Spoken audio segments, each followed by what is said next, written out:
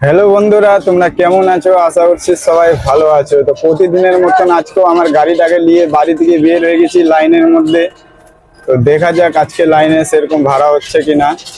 তো আজকের ব্লগ ভিডিওটা এখান থেকে শুরু করলাম বন্ধুরা, তোমরা দেখতে থাকো। তো বন্ধুরা এখন চলে এসেছি শহীদ মোড়ে দাঁড়িয়ে আছি।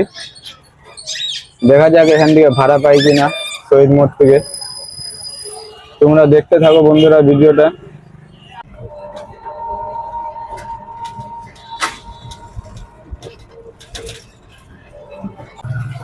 বন্ধুরা ভাড়া তো অনেক পেয়েছিলাম, কিছুটা ভিডিও অন করে ভাড়া মেরেছি আর কিছুটা ভিডিও অফ ছিল তাও ভাড়া মেরেছি।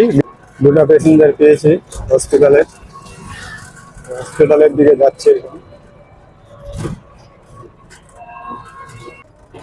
তো বন্ধুরা এতক্ষণে আমি ভাড়া মেরেছি 150 টাকার লোকন।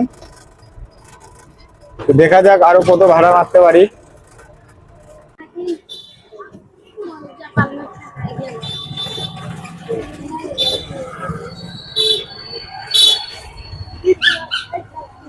তো বন্ধুরা সে প্যাসেঞ্জার থেকে নামিয়ে হসপিটাল মোড়ে গাড়ি ঘুরিয়ে আসছিলাম। আরো দুটা প্যাসেঞ্জার পেয়েছিলাম গোপালগিরিয়া মোড় থেকে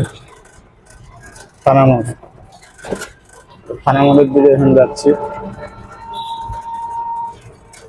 বন্ধুরা আরো ভাড়া পেয়েছিলাম থানা মোড় থেকে স্টেশনের দুটা প্যাসেঞ্জার। স্টেশনে রাখে আবার ওখান থেকে ভাড়া পেয়ে নিয়েছি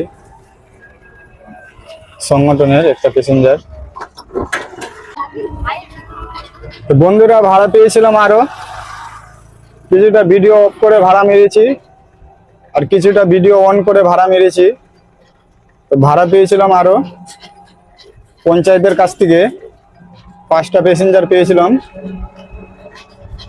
তো সন্তোষপুরের পেয়েছিলাম প্যাসেঞ্জারটি, সন্তোষপুর আসতো পঞ্চায়েতের কাছ থেকে।